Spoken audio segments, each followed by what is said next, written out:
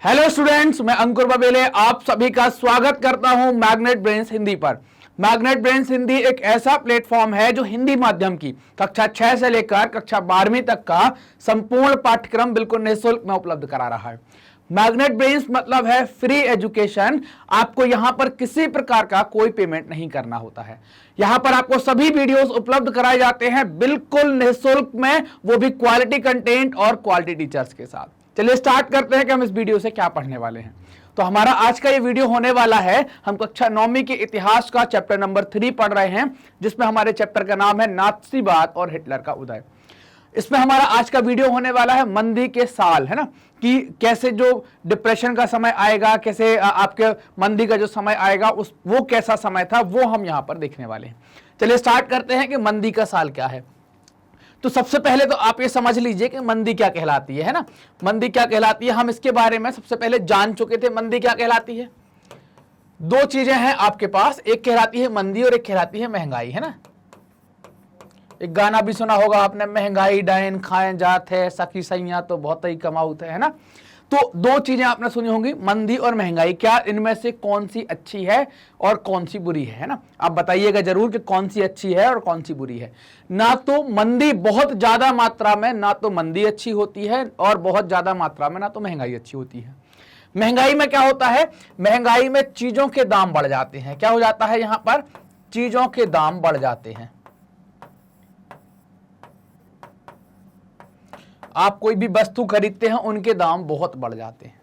मंदी का मतलब क्या होता है, मंदी में आपकी जो रुपए है उसकी अंतरराष्ट्रीय स्तर पर जो वैल्यू है वो भी गिरी होती है, और चीजों की कीमत क्या होती है, गिर जाती है ना। कीमत क्या है यहां पर, गिर जाती है, और साथ ही साथ आपकी जो रुपए है उसकी वैल्यू भी गिर जाती है। मतलब यहां पर क्या है, महंगाई क्यों आ रही होगी, क्योंकि यहां पर चीजें कम उपलब्ध होंगी और पैसा सबके पास पर्याप्त उपलब्ध होगा। और जब पैसा सबके पास पर्याप्त उपलब्ध होगा तो क्या होगा, चीजें महंगी हो जाएंगी। यहां क्या होगा कि आपका जो पैसा है उसकी कीमत गिर चुकी है ना, उसकी कीमत गिर चुकी है, और साथ ही साथ बहुत सारी चीजें उपलब्ध हैं। जब पैसे की कीमत गिर चुकी है तो कोई खरीदने के लिए तैयार नहीं है, और चीजें कोई खरीदने के लिए तैयार नहीं है तो क्या होगा कि भाई आप उसकी चीज के दाम क्या होंगे, धीरे धीरे गिरते चले जाएंगे, कम होते चले जाएंगे। जैसे मान लीजिए कि ये मार्कर है, ये 100 रुपए का आता है, हो सकता है कि इसको अपन ने 50 रुपए में बनाया हो, है ना।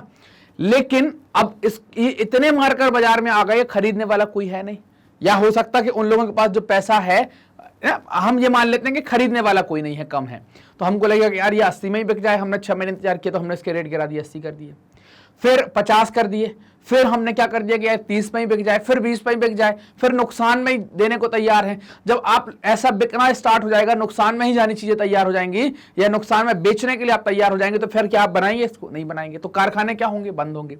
और ये क्यों नहीं बिक रहा है, क्योंकि रुपए की या आपकी मुद्रा की कीमत इतनी ज्यादा गिर गई है। मंदी का दौर वहां पर आ गया है कि चीजों की डिमांड ही नहीं है, कोई खरीदना ही नहीं चाहता, पैसा लोगों के पास है ही नहीं, अपने कम से कम पैसे में लोग काम चलाना चाह रहे हैं। चीजों की कीमत गिर गई है, अपनी पहले बेसिक नीड पर काम करेंगे, रोटी कपड़ा और मकान, बाकी ऐसो आराम बाद में जब सब चीजें ठीक हो जाएंगी।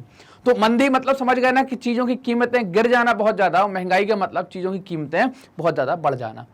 चलिए, अब जो मंदी के साल हैं, हमने देखा हुआ था कि भाई जर्मनी के अंदर भी मंदी आ गई। हमने देखा था कि युद्ध के प्रभाव जब हम देख रहे थे तो हमने बात की थी कि युद्ध ने यूरोप महाद्वीप को बहुत बुरे तरीके से निचोड़ दिया था। वो कर्ज देने वाले महाद्वीप से कर्जदारों का महाद्वीप बन गया था। वहां पर आर्थिक और मनोवैज्ञानिक तरीके से पूरा निचोड़ के रख दिया था युद्ध ने यूरोप महाद्वीप को। तो ये असर जर्मनी पर भी हुआ था और दूसरे देशों पर भी हुआ था। जर्मनी की हालत थोड़ा सा ज्यादा खराब थी।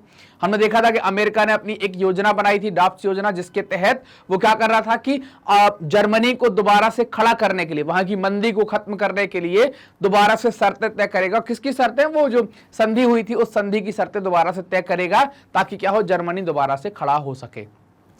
अब आप देखना, अमेरिका ने अपनी ताकत लगा दी थी। हमने दो देश देखे हुए थे, एक देश के बारे में हम बात करें कि ये जर्मनी हुआ करता था, और दूसरा देश अगर हम देखें यहां पर कि अमेरिका हुआ करता था।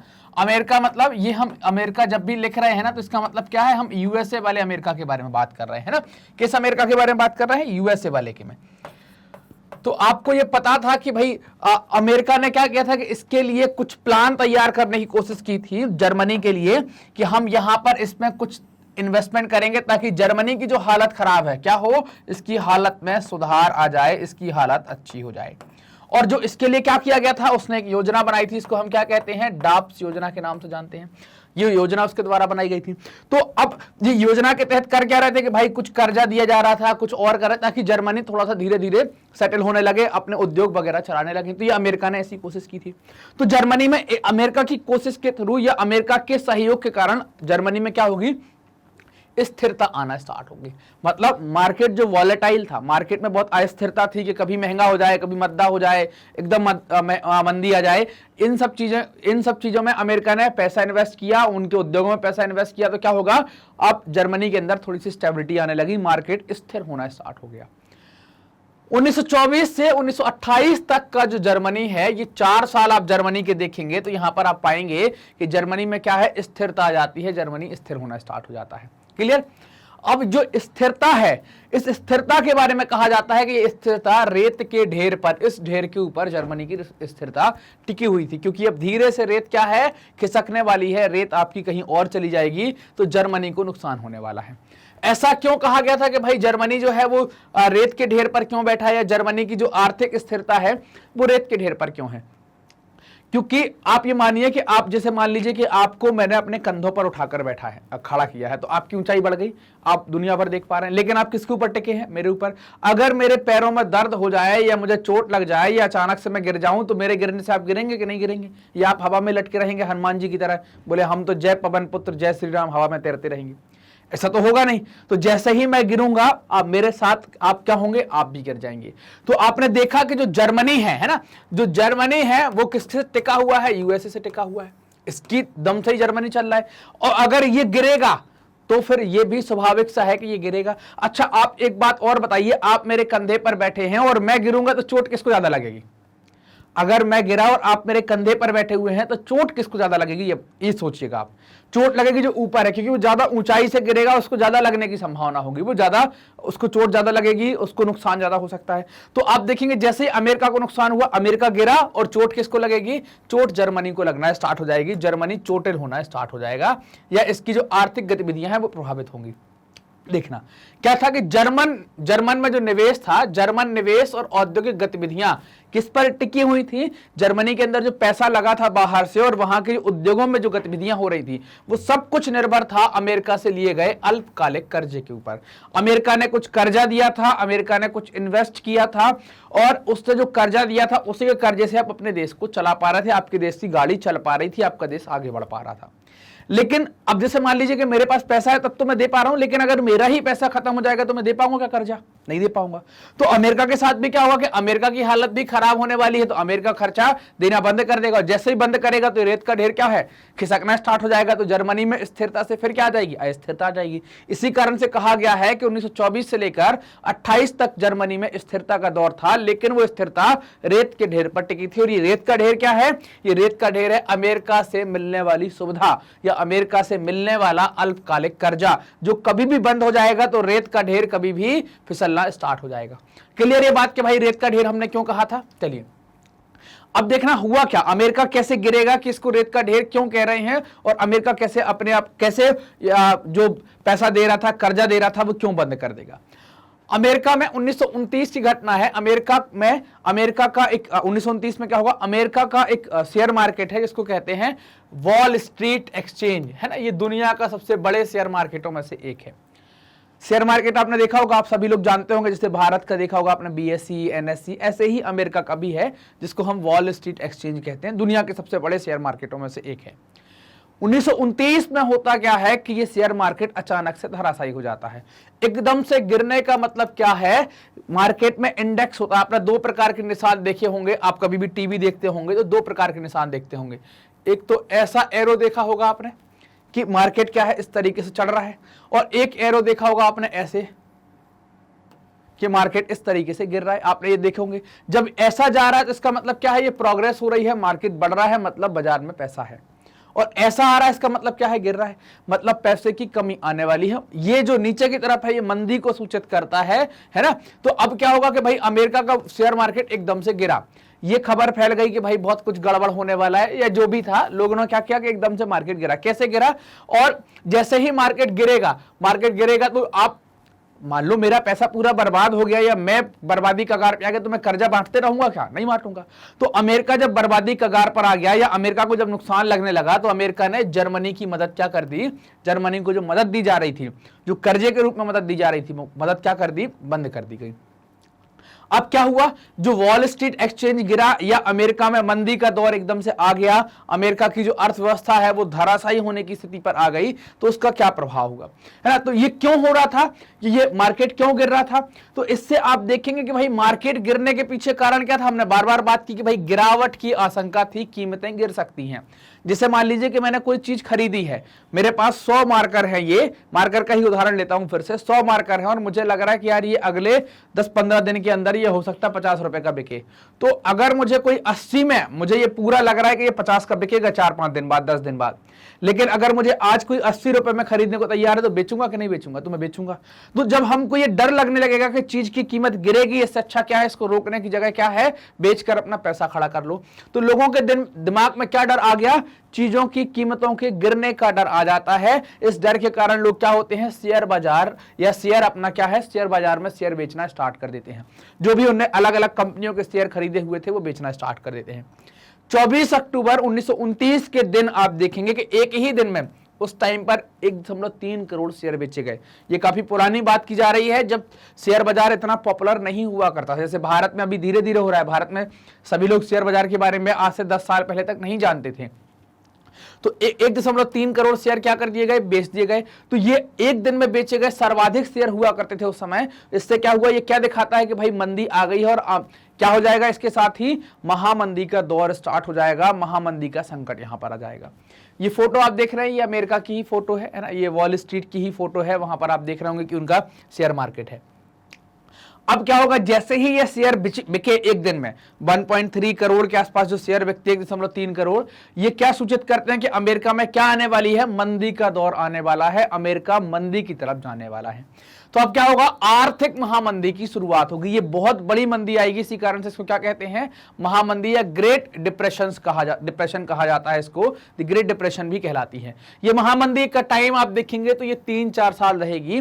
1929 से 1932 का जो समय है वो क्या होगा? आपका आर्थिक महामंदी का समय होगा। यहां पर आर्थिक महामंदी छाई रहेगी। इस आर्थिक महामंदी के दौर में आप अमेरिका की राष्ट्रीय आय के बारे में अगर देखें तो अमेरिका की राष्ट्रीय आय 1929 से लेकर 1932 में गिरकर कितनी रह जाती है? केवल आधी रह जाती है। अमेरिका जबकि दुनिया का सबसे पावरफुल देश बन गया था, रईस देशों में से एक था, कर्जा देने वाला देश था। हम देख रहे हैं कि उनको कर्जा दे रहा है जो कभी दुनिया भर में कर्जा बांटा करते थे। तो इसकी हालत खराब हुई तो इसका असर दुनिया भर में पड़ेगा ही पड़ेगा। तो क्या हुआ? इस मंदी के प्रभाव क्या हुए? या अमेरिका पर जब जो मंदी आई उसका प्रभाव क्या हुआ? फैक्ट्रियां बंद होने लगी, फैक्ट्रियां बंद हुई, निर्यात गिरा, किसान परेशान हुआ और इस मंदी का असर पूरी दुनिया के अंदर हो गया। अब एक एक पॉइंट देखते हैं, कैसे फैक्ट्रियां बंद हुई, कैसे निर्यात गिरा और कैसे किसान परेशान होना स्टार्ट हो गया, है ना। एक एक करके देखते हैं। चलिए, फैक्ट्रियां बंद होने के पीछे कारण क्या होगा? जैसे ही आपने देखा कि मंदी आ गई, मंदी का मतलब मैं क्या कह दूं कि रेट क्या हो गया? ऐसे गिरना स्टार्ट हो गया।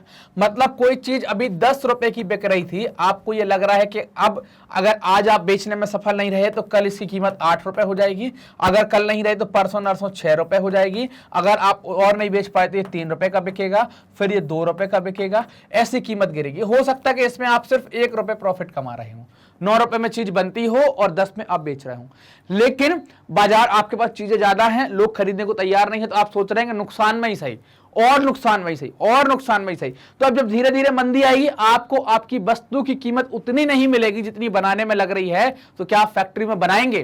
फैक्ट्री में नहीं बनाएंगे। जब आप फैक्ट्री में नहीं बनाएंगे तो फैक्ट्री खोलेंगे क्यों? बिल्कुल नहीं खोलेंगे, बंद कर देंगे। तो क्या हो गई? फैक्ट्री हम बंद कर देंगे। फैक्ट्री बंद होने से 2 बातें होंगी आपकी, या इन सारे पॉइंटों के साथ आपकी 2 बातें जरूर होंगी, या एक बहुत बड़ी बात तो जरूर ही होगी। क्या होगी? बेरोजगारी बढ़ेगी। आर्थिक व्यवस्था में जो प्रभाव पड़ेगा वो तो हम देखेंगे ही। अब क्या होगा? फैक्ट्री बंद करेंगे तो तनख्वाह बांटेंगे क्या? नहीं बांटेंगे। आपने कोरोना के टाइम पर देखा होगा ना कि सैलरी बांटी नहीं जा रही थी, सैलरी बहुत सारी कंपनियों ने बांटी और अधिकांश कंपनियों के द्वारा सैलरी नहीं बांटी गई।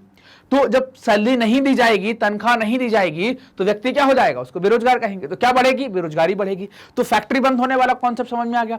अब आपका माल जब फैक्ट्री में बनता था तो दुनिया के अलग अलग देशों में भी जाता था। ये मंदी का असर दुनिया भर में भी था, है ना, असर अलग अलग जगहों पर आपको देखने को मिल रहा था। अब चीजें थी नहीं, उतनी नहीं हो पा रही थी, तो क्या हो रहा था, उतना निर्यात नहीं हो पा रहा था। मान लीजिए कि हम कोई चीज, अमेरिका कोई चीज जापान को बेचता था या ब्राजील को बेचता था, लेकिन ब्राजील में भी मंदी का दौर है, तो वहां खरीदेगा कोई, वहां भी चीज की कीमत गिरेगी, कोई नहीं खरीदेगा। दुकानदार हाथ खड़ा कर देंगे, बोले हमारे यहाँ पर ये सब अभी चल नहीं रहा, बहुत हालत खराब है। तो क्या होगा, निर्यात भी आपका गिरेगा। और ये दोनों चीजें गिरने से क्या होगा, पैसे, यहाँ पर बेरोजगारी भी बढ़ी, निर्यात गिरेगा, तो फिर जो लेबर वर्क है, जो वहां पर काम करती रहती है, छोटे मोटे जो नौकरी वाले लोग हैं, उनको परेशानी आ जाएगी, वो बेरोजगार होंगे। साथ ही साथ इन दोनों चीजों में आप पैसा प्रॉफिट कमाते थे, तो क्या होगा, आपकी आर्थिक दर जो है या आपकी कमाई की दर भी यहां पर गिरेगी। अब इन सब चीजों में आप देखेंगे कि एक शब्द हम पढ़ रहे हैं कि किसान भी परेशान होगा। किसान कैसे परेशान होगा, बहुत सारा मटेरियल किसानों का भी निर्यात किया जाता है और खेती किसानी भी बहुत हद तक मशीनरी पर भी निर्भर होने लगी थी। तो किसान का माल जब निर्यात नहीं होगा तो वो घर में रखा रहेगा, उसकी भी कीमत नहीं मिल रही थी।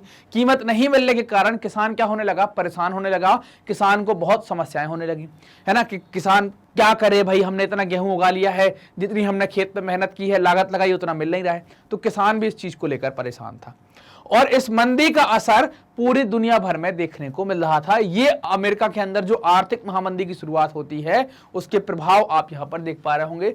और ये फोटो आप देख रहे हैं ना, इस फोटो में आप देख रहे हैं कि लोग रोजगार कार्यालय के बाहर लगे हैं ना, अनएम्प्लॉयड जो एम्प्लॉयमेंट का ऑफिस होता है उसके बाहर नौकरी में लगे हैं कि भाई कोई तो काम दिलवा दो, कुछ तो काम मिल जाए यहां पर, उसके लिए ये लोग क्या है, लाइन में लगे हुए हैं। क्लियर। अब देख रहे हैं कि जब ये पूरे देश पर जो प्रभाव पड़ा, हमने अमेरिका में महामंदी आई, उसके प्रभाव देखे कि पूरे देश में लगभग पड़ा होगा, लेकिन इसका सर्वाधिक प्रभाव कहां पड़ा होगा, जो देश इसकी दम पर खड़ा था। कौन खड़ा हो रहा था इसकी दम पर, जर्मनी। तो इस महामंदी का प्रभाव जर्मनी पर क्या पड़ेगा, है ना, तो जर्मनी पर मंदी का क्या प्रभाव पड़ने वाला है। तो जर्मनी की हालत तो होने वाली है पतली, मतलब प्रभाव कैसा पड़ने वाला है, बहुत बुरा प्रभाव पड़ने वाला है, हालत बहुत खराब होने वाली है। हमने देखा कि अमेरिका में हम जो दौर देख रहे हैं वो 1929 से 1932 तक का दौर देख रहे हैं। इस 1929 से इस 1932 के बीच में आप देखें, 1929 के पहले और 1932 तक, अब जर्मनी के उत्पादन पर हम अगर नजर डालते हैं तो 40% उत्पादन रह गया, मतलब 60% उत्पादन घट गया। एक तो पैसा नहीं आ रहा बाहर से, तो बिजनेस पर पैसा नहीं लगा पा रहे, दूसरा निर्यात भी गिर गया, तो हम भेज नहीं पा रहे बाहर, तो आपका उत्पादन कितना गिर गया, 60% गिरकर कितना बचा, 40% बचा। जब उत्पादन गिर गया तो फिर नौकरी से निकालना पड़ेगा, लोगों की सैलरियां भी क्या होंगी, आपको कम करनी पड़ेंगी। अब जब आप लोगों की सैलरियां कम कर रहे हैं, नौकरी से निकाल रहे हैं, तो बेरोजगारी बढ़ेगी। तो बेरोजगारी बढ़ी और लगभग कहते हैं कि उस टाइम पर 60 लाख लोग बेरोजगार हो गए थे, अपनी नौकरी से उनको हाथ धोना पड़ा था। अब इस बेरोजगारी में बहुत सारे बेरोजगार युवा भी होंगे, तो बेरोजगार युवा क्या करेंगे, है ना, वो बेरोजगार युवा या तो ताश खेलेंगे या नुक्कड़ पर खड़े होकर बीड़ी पिएंगे, बातें करेंगे कोने में खड़े होकर टिक करके, और तुमने क्या खाया पिया, कौन सी बीड़ी पी, तुम्हारे पास कोई पड़ी है क्या, तो ऐसी बातें करेंगे। और जब हताशा बढ़ती जाएगी तो मजबूरी में इन्हें अपना पेट पालने के लिए किस तरफ जाना पड़ेगा, आपराधिक गतिविधियों में। लोग बोलेंगे तुमको 500 मिलेंगे, चोरी कर लाओ, है ना, तुम वो ले आओ, हम तुमको 200 रुपए देंगे। तो इस चक्कर में इनको क्या करना पड़ा, आपराधिक गतिविधियों की तरफ जाना पड़ा। तो युवाओं की स्थिति कैसी हो गई कि वो ताश खेलने लगे, नुक्कड़ पर खड़े होने लगे, बीड़ी तंबाकू खा के अपना दिन गुजारा करने लगे। और जब ज्यादा हताशा बढ़ गई, ज्यादा परेशान हो गए, तो फिर वो आपराधिक गतिविधियों की तरफ बढ़ने लगे या आपराधिक गतिविधियों में लिप्त होने लगे। बेरोजगारी का आलम यह था कि आप देखेंगे लोग अपने गले में एक अपना प्लेट ऐसे लटकाकर, उस पर लिखे हुए तख्ती लटकाकर कि मैं कोई भी काम कर सकता हूं, मुझे काम दिया जाए। लोग कोई भी काम करने के लिए तैयार हैं, ऐसी गले में तख्ती लटकाए हुए हैं, जैसे आप ये देख रहे हैं, वांटेड अ डिसेंट जॉब, इन्हें लिखा हुआ है अपना कि मैं कितने साल का हूं, फैमिली में क्या कमाता हूं, क्या है कैसा नहीं, सब कुछ इन्हें लिखा है। ये नौकरी के लिए ऐसा करना पड़ रहा है बड़े बड़े लोगों को जिनकी नौकरियां चली गई हैं। ये आप एक लाइन देख पा रहे हैं, सोने के लिए, सोने वाले घर में, जहां जो बेघर लोग हैं उनके लिए सोने के लिए घर में जाने के लिए लाइन लगाई है कि भाई घर मिल जाए, रात में हम आराम से सो पाएं। ये हालत इतनी खराब हो गई थी आपकी कहां पर, जर्मनी में। तो बात क्लियर कि भाई प्रभाव कैसा पड़ा, जर्मनी की हालत खराब हो गई, बेरोजगारी बढ़ गई, औद्योगिक उत्पादन गिर गया और लोग कोई भी काम करने के तैयार थे, ऐसी तख्ती लेकर बाहर जाने लगे, लटकाकर चौराहों चौराहों पर खड़े होने लगे। अब इससे क्या होगा, जर्मनी में जब ये सारी बातें आई तो ये क्या है, इससे आर्थिक संकट पैदा हो जाएगा। और इस आर्थिक संकट से लोगों में क्या होगी, बेचैनी की कब ये संकट जाएगा, कब ये मंदी का समय जाएगा। चूंकि हम लोग भविष्यवेत्ता नहीं है, मतलब हम अपना फ्यूचर नहीं जानते कल क्या हो जाए हमारे साथ, है ना, हमको नहीं पता, हमको आपको किसी को नहीं पता होता ये।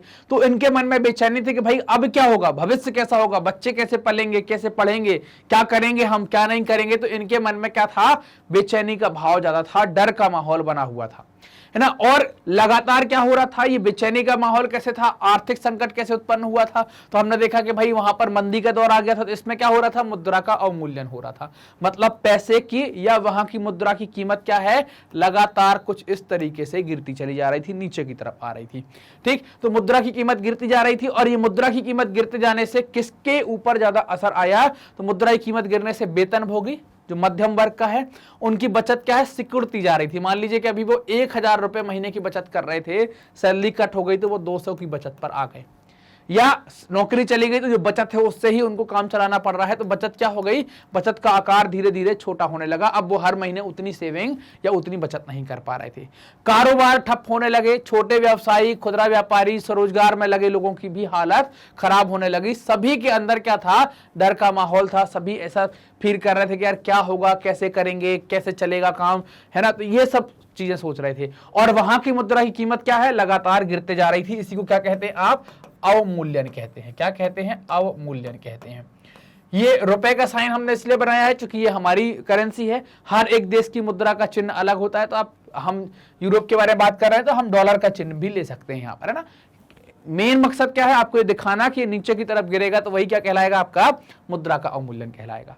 अब ये सारी बातें चल रही थी जब मुद्रा का अवमूल्यन हो रहा था, है ना, और लोगों के अंदर डर था, कारोबार ठप हो गए थे, है ना। छोटे मध्यम व्यापारियों के अंदर भी डर का माहौल था, वो भी बड़ी संकट में आ गए थे। मध्यम वर्ग के लोगों की बचत सिकुड़ते चली गई थी। तो इसमें एक शब्द निकल कर आता है, उस शब्द को कहते हैं सर्वहाराकरण, है ना। सर्वहाराकरण का डर सताने लगा किनको, मध्यम वर्ग के लोगों को और जो छोटे मोटे कारोबारी थे उनको। क्या होता है ये सर्वहाराकरण, तो जैसे दिन पे दिन आप गरीब होते चले जाएंगे, होते होते एक दिन स्थिति आपकी क्या बन जाएगी कि आपकी आर्थिक स्थिति ऐसी हो जाएगी कि आप मजदूर वर्ग के बराबर आ जाएंगे। तो इसको क्या कहते हैं, सर्वहाराकरण कहा जाता है। तो लोगों में ये सर्वहाराकरण का ये डर बना हुआ था। उनको लग रहा था कि अगर यही ढर्रा बना रहा, दिन पर दिन मंदी आती गई, कीमत ऐसे ही गिरती गई, हम कुछ नहीं कर पाए, तो आगे जाकर हम भी क्या हो जाएंगे, मजदूर बन जाएंगे, मजदूरों जैसी स्थिति हो जाएगी। ये सब कोई सोच रहा था, व्यापारी, मध्यम वर्गीय, किसान, सब सोच रहे थे। इसमें कुछ जो लोग थे वो निश्चिंत थे, वो कौन थे, मजदूर। लेकिन इसमें भी कैसे मजदूर, जो संगठित तरीके से हैं वो वाले मजदूर थोड़ा सा निश्चिंत थे। क्या थे कि ये लोग संगठित होकर ही काम कर रहे थे और ये कहते थे कि भाई हमको इतना पैसा चाहिए है तभी हम काम करेंगे। लेकिन जब बेरोजगारी की फौज बढ़ी, है ना, काम ना करने वालों, मतलब जिनको काम से निकाल दिया गया या जिनके पास काम नहीं, उनकी फौज बढ़ी, तो उनने क्या किया, मोल भाव का कॉन्सेप्ट आ गया। अगर ये संगठित मजदूर कहीं 500 रुपए प्रतिदिन में काम करने को तैयार है तो बेरोजगारों की फौज 300 में काम करने को तैयार है। अब ये मोल भाव वाली बात आई तो इसने क्या किया, संगठित मजदूरों की क्षमता को चोट पहुंचाई। बोले यार नहीं, तुम नहीं, हम ये तो काम करने को 300 को तैयार है। तो इनमें भी क्या हुआ, इनको भी नुकसान होने लगा। इस दौरान आप देखेंगे किसान भी परेशान थे। किसानों का हमने देखा था, किसान परेशानी के पीछे कारण क्या है, निर्यात गिर चुका है, कीमतें मिल नहीं रही हैं, हम जितना पैदा कर रहे हैं, जितनी लागत लगा रहे हैं उतने का ही नहीं बिक पा रहा है, तो बड़ी समस्या हो जाती है। आपने कई बार न्यूज में देखा होगा कि किसान प्याज लेकर गया या किसान टमाटर लेकर गया और पता चला कि टमाटर की कीमत, पूरी ट्रॉली कीमत 200 रुपए आई और 400 रुपए उसको तुलवाई लग गई, मतलब जो टैक्स वैक्स वहां के लग गए। तो कई बार किसान ऐसे ही ट्रॉली खाली कर कर रोड पर चला आता है कि भाई आप रखो, हमको नहीं चाहिए, क्या करें। तो कीमत जब कम हो जाएगी तो किसान क्या होगा, परेशान होना स्टार्ट हो जाता है। महिलाओं के सामने समस्या थी कि भाई बच्चों का पेट कैसे भरा जाए, पेट भरना मुश्किल हो रहा था। युवाओं का भविष्य भी अंधकारमय था, युवा भी चिंतित थे कि भविष्य कैसा होगा। उनको भी लग रहा था कि भविष्य कैसा है, हमारा अंधकारमय होने वाला है। अब देखना, जो जर्मनी के अंदर ये हालत पैदा हो गई कि भाई जर्मनी के आर्थिक संकट के दौर से गुजरने लगा, किसान परेशान, युवा परेशान, माताएं परेशान, सब लोग परेशान थे। तो जर्मनी में जो शासन चल रहा था उसको हम कहते थे बाइमर गणराज्य, है ना, क्योंकि जर्मनी ने क्या हुआ था, अपने आप को गणराज्य घोषित कर लिया था। तो बाइमर गणराज्य चूंकि अभी नया नया बना था तो क्या है, अपने नाजुक दौर से गुजर रहा था, है ना। बहुत, मतलब नाजुक कह रहे, धागा नहीं कहता, बड़े नाजुक धागे हैं, मतलब ये कभी भी टूट सकता था, बहुत अपने एकदम नाजुक दौर से गुजर रहा था। क्या था, इस बाइमर गणराज्य में कुछ कमियां भी थी। जैसे इसमें एक कमी थी कि अस्थिरता आ सकती है और तानाशाही आ सकती है। इसकी ये दो कमियां हुआ करती थी गणराज्य की, कि अगर ऐसा ही दौर चलता रहा या ऐसी व्यवस्था चलती रही, सुधार नहीं किया गया जल्दी, तो ये क्या है, राजनीतिक अस्थिरता इसने ला दी थी और ये तानाशाही भी ला सकता था। ऐसी दो बड़ी कमियां इसमें देखने को आती हैं। पहली कमी की बात करें हम, जो अस्थिरता वाली बात है, तो उसमें पूछे कि भाई क्यों आ सकती थी, तो आप देखना कि बाइमर गणराज्य में जो वहां की जो संसद है, संसद में लोग कैसे जाएंगे, तो अनुपातिक प्रतिनिधित्व के आधार पर लोग जाएंगे। और इस अनुपातिक प्रतिनिधित्व के आधार पर किसी भी पार्टी को बहुमत नहीं मिल रहा था।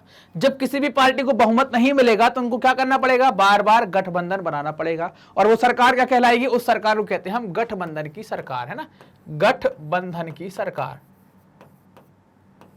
गठबंधन की सरकार। गठबंधन की सरकार सही होती है, खराब होती है? गठबंधन की सरकार में दो अलग अलग टाइप की या दो से ज्यादा अलग अलग प्रकार की पार्टियां शामिल हो जाती हैं। हमने मान लिया ABCD या अलग अलग पार्टी की अलग अलग पार्टी शामिल हो गई। अब हो सकता है कि इसकी विचारधारा अलग है, इसकी विचारधारा अलग है, इसकी विचारधारा अलग है, इसकी विचारधारा अलग है। इन सब ने मिलकर क्या कर लिया, एक पार्टी बना ली, एक समूह बना लिया, एक गठबंधन बना लिया। गठबंधन बनाकर इनने सरकार चलाना स्टार्ट किया। लेकिन हो सकता है कि ये बड़ी पार्टी हो तो इसके लोग ज्यादा मतलब ज्यादा मंत्री के पद इनके पास ज्यादा हो, लेकिन सबकी विचारधारा अलग है और अलग होने के कारण इनमें आपस में टकराव हो सकता है ना। जब आपस में टकराव होगा तो कई पार्टियां बोलेंगी तुम्हारे साथ नहीं रहना, तो वो छोड़ देंगी। गठबंधन से क्या हो जाएंगी, वो बाहर की तरफ निकल आएंगी। क्या होंगी, बाहर निकल आएंगी। गठबंधन से बाहर निकलेंगी तो ये सरकार जो है ना, जो सरकार बनी है वो क्या हो जाएगी, अल्पमत में आ जाएगी। अल्पमत का मतलब क्या है, उसके पास बहुमत नहीं रहेगा।